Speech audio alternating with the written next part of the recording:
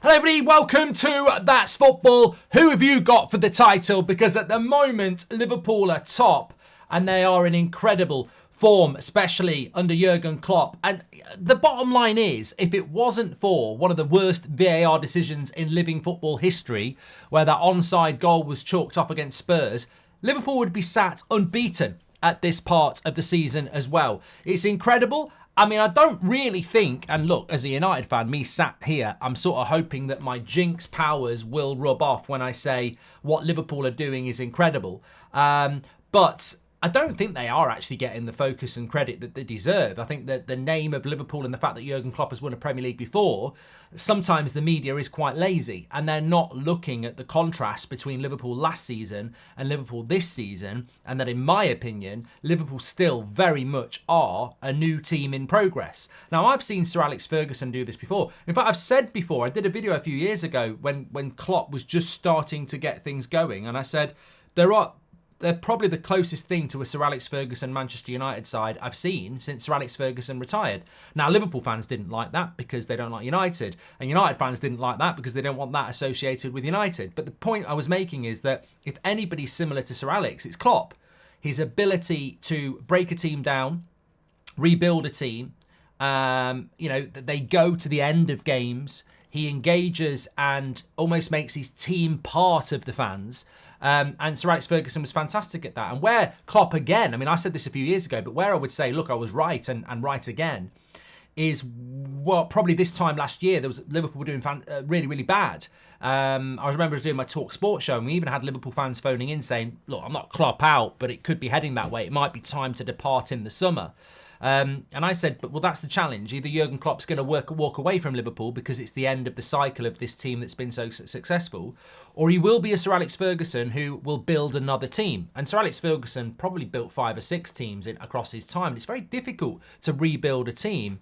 And Jurgen Klopp has done that. And I think this season really should be transitional and progressive. And yet there they are at the top of the league at the moment with one loss, which was that Spurs loss. They've played everybody. They've been to the Etihad. They've been to Spurs. They've been to Newcastle. Obviously, they've got to go to the Emirates at the start of February, which I think will be a massive game. But they've played a lot of teams away from home. Chelsea as well. They played a lot of the big teams away from home. They've got Newcastle on New Year's Day night, which should be a straightforward win. Bournemouth and then Chelsea at home. So if they can now really step it up and take advantage of the games they've got at home against the likes of Newcastle, Man City, Spurs, then they're in for a really interesting second part of the season. Now, when it comes to who's going to win the league, I think it's really important that Darwin Núñez scored against Burnley, and that confidence that you could see Jurgen Klopp giving him after the game is really important.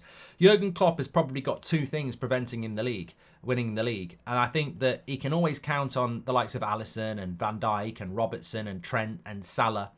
But can he count on Núñez to get him the goals, or Gakpo, or people like that? And can he count on that midfield in a title race?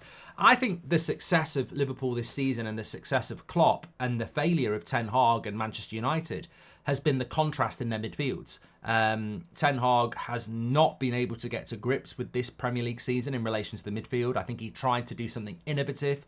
I think his plan was Casemiro, Mount and Bruno. And obviously with injuries, that's become Amrabat, Bruno and McTominay, this one holding midfielder and 2 attacking midfielders, and United have been destroyed because of it.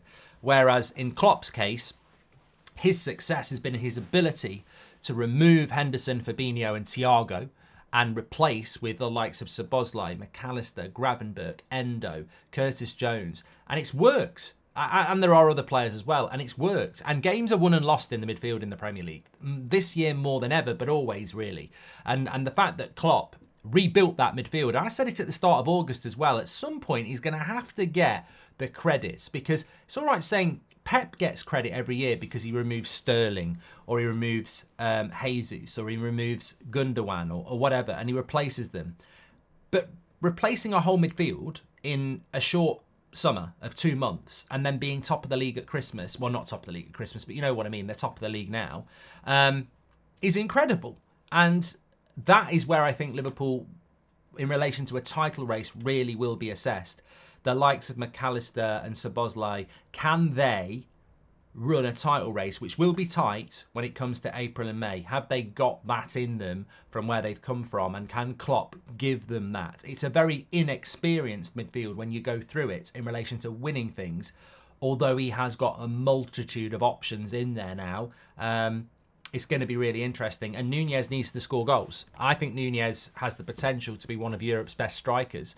I wanted him to come to United when he left Benfica to Liverpool, and 18 months in, this is where he's got to hit the ground running. If Nunez starts scoring goals and that midfield, can handle the pressure, then they've got a really good opportunity. I think what Liverpool have got to do, and when you look at the odds at the moment, Liverpool are third favourites, Arsenal second favourites, and still Man City. And I agree with that. And you look at that league and you go, well, why are Man City the favourites?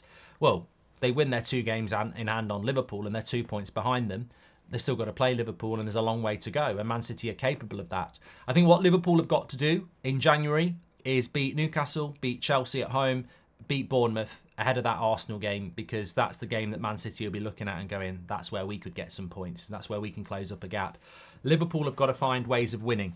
I think it was disappointing not to beat Arsenal just before Christmas, and they probably should have won that, and they would have been disappointed not to beat Manchester United, and those extra 4 points would make them real firm favourites. But dusting yourselves down after a win against Burnley puts them into that position now where they can really kick on. But I still think Man City have got a real opportunity to make a dent on this title race, and I still would put them as favourites. I mean, I was just looking at their next few games for City. Obviously, Sheffield United on Saturday is their next game, and they've also then got they've got Goodison Park tonight. What am I talking about? They've got Goodison Park tonight. We're doing a bloody watch along for it. Tune in at 8 o'clock. 8 o'clock tonight, they're at Goodison Park. That's a big game. That is a big game. Everton against Man City at Goodison Park. If Everton get a draw or even better in that game, I mean, this could be a real tinderbox in relation to the title race. Absolutely massive. What is a tinderbox? I've just realised that people will be thinking, what is a tinderbox? Is he talking about going on Tinder? It's a thing that is readily ignited. A box containing tinder. So really a spark can send it off on fire. So I was right. There you go. Education. So Man City's next few games, they've got Everton away tonight. Watch along on the channel. Make sure you smash a like and subscribe. Sheffield United at home on Saturday, which is an easy win for them. And then into January, they play Newcastle away and Burnley at home. So they'd probably be looking at winning their next 4 or 5. Man City, really. They don't really play anybody of note until Chelsea in the middle of February. So, yeah, that Everton game's massive tonight. But look, get your thoughts in. Who do you think is going to win the title? Do you think Klopp is getting the credit that he deserves with that Liverpool team? They were so bad last year, and really, he's rebuilt a team. I don't recognise this Liverpool as the Liverpool side that was fighting for titles 2-3 years ago. I think this is a new Liverpool team, and it probably doesn't get the credit it deserves in the same way that it's a new Arsenal team, and they get a lot of credit. So, but where do you think he's getting the credit, and where do you think for the title?